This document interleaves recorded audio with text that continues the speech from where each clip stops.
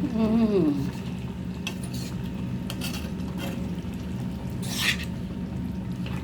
Nagluto ako ng Bicol Express.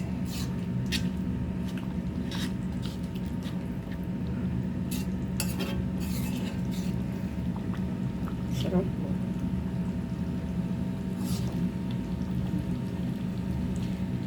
Pabawas-bawasan ko muna sa baw kasi maraming tubig.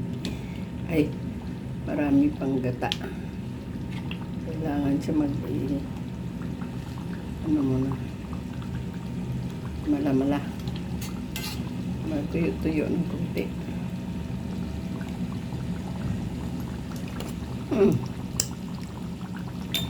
Sarap.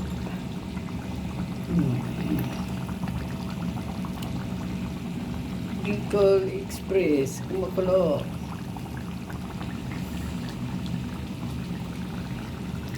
Hindi ako makapagluto sa bahay. Dito ako nagluto sa kwarto ng anak ko.